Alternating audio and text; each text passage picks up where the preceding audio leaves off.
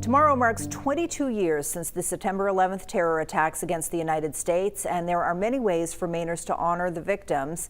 The Lewiston Fire Department is hosting a wreath-laying ceremony at 8 o'clock tomorrow morning. That's in front of the Lost Firefighters Memorial. There's also a wreath-laying ceremony happening in Portland. That's at 8:30 at the 9/11 Memorial on Fort Allen Park. And the University of New England is planning a day of service in honor of the victims. One mealpacking event is meant to get 50,000 meals to Mainers in need. That's happening on Tuesday afternoon.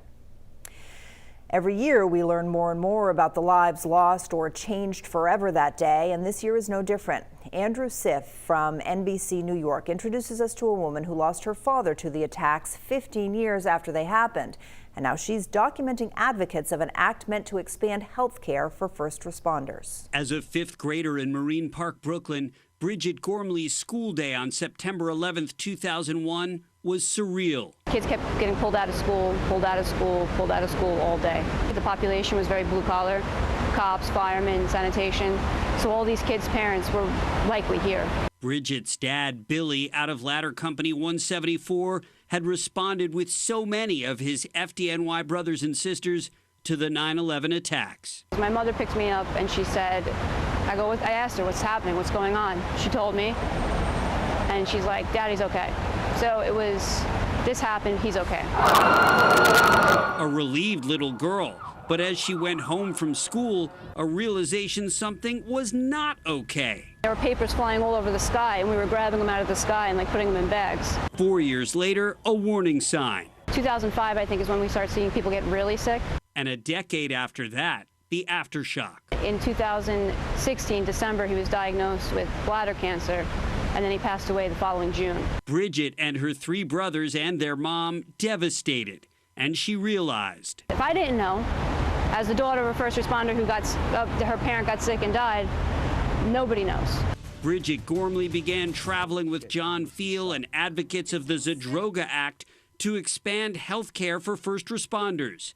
John Stewart credited with convincing Congress. They did their jobs. 18 years later, do yours. Bridget recording all of it for a documentary film called Dust. Thousands of people have become ill or died from causes related to the attacks. Her takeaway from the project, the experts should have known better. It doesn't really take rocket science to know how bad it was.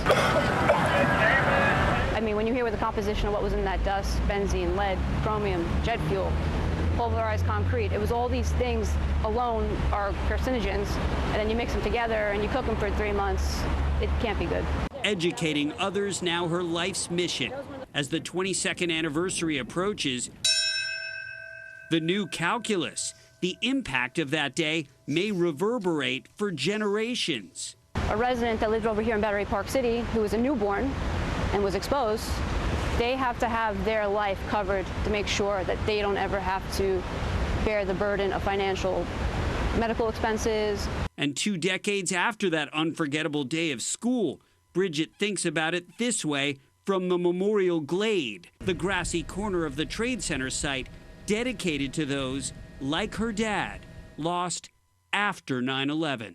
I mean, if you look behind me, the glade is very subtle, and there's no names on it. If you were to put names on this entire square would be filled with people.